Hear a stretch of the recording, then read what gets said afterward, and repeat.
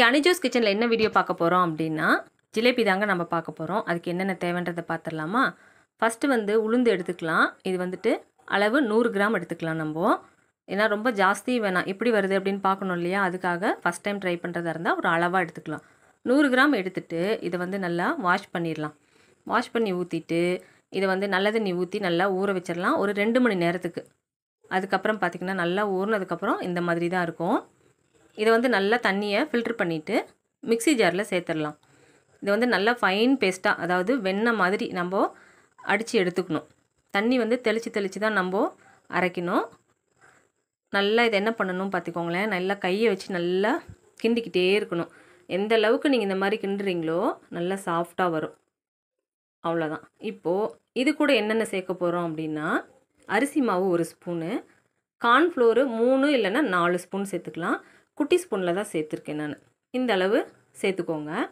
இது கூட வந்து பார்த்திங்கன்னா கொஞ்சமாக உப்பு, அதுக்கப்புறம் கலர் பொடி கொஞ்சமாக போட்டுக்கோங்க. உங்களுக்கு கலர் தேவைப்பட்டுச்சுன்னா போட்டுக்கோங்க, இல்லைனா விட்டுருங்க. எப்போவும் நான் கலர் பொடி வந்து யூஸ் பண்ண மாட்டேன்.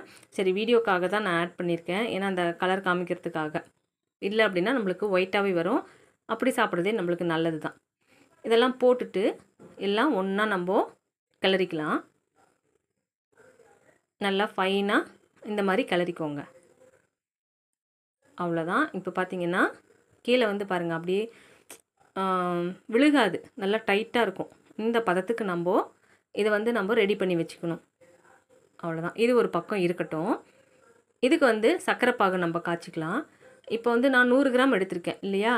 அப்போது இதுக்கு 100 கிராம் சர்க்கரை பத்தாது, 200 கிராம் போட்டுக்கலாம். இல்லை அப்படின்னா ஒரு 300 கிராம். கொஞ்சம் சர்க்கரை பாகு அதிகமாக இருக்கணும். இந்த டைம் நான் கொஞ்சம் கம்மியாக காய்ச்சிட்டேன். நீங்கள் காய்ச்சிறப்போ கொஞ்சம் அதிகமாகவே காய்ச்சிக்கோங்க. இது கூட ஒரு ஸ்பூன் பால் ஊற்றணும் அப்படின்னா அந்த அழுக்கு எல்லாமே வந்துடும்.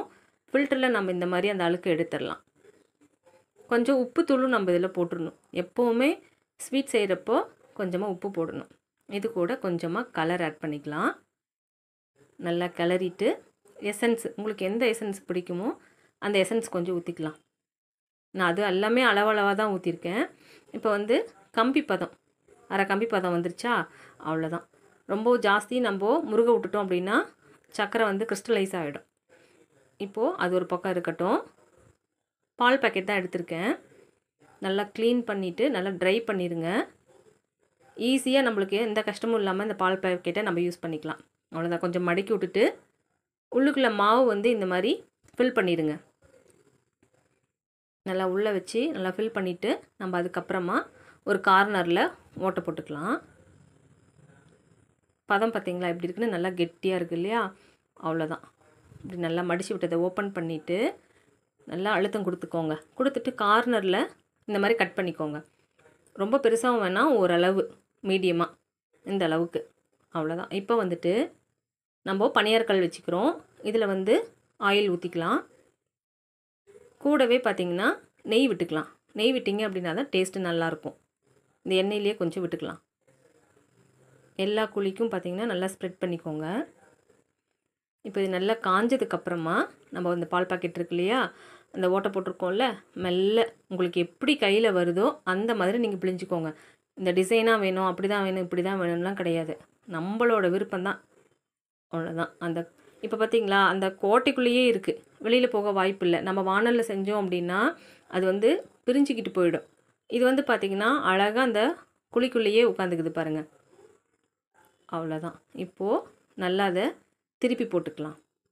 ரொம்ப முருகணும்னு அவசியம் கிடையாது, ஓரளவு முக்கால் பதம் எடுத்துக்கலாம். நம்ம ஒவ்வொன்றா இந்த மாதிரி திருப்பி போட்டுக்கலாம். அளவு பார்த்திங்கன்னா எல்லாம் ஒரே மாதிரி இருக்கும். ஏன்னா எல்லாம் குழி, அந்த குழியில் இருக்கிறதுனால ஒன்று பெருசு ஒன்று சின்னது அந்த மாதிரிலாம் வராது, எல்லாமே ஒரே சைஸாக இருக்கும்.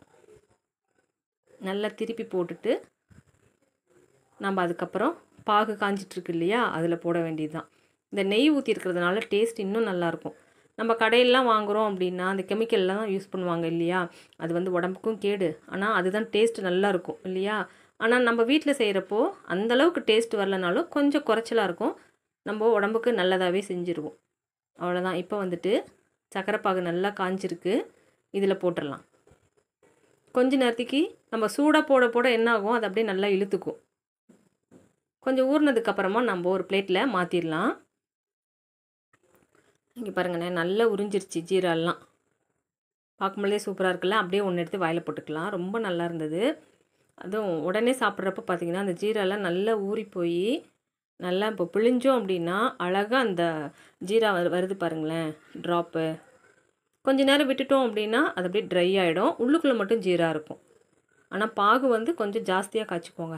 கம்மியாக காய்ச்சிட்டிங்க அப்படின்னா அது வந்து பத்தலை.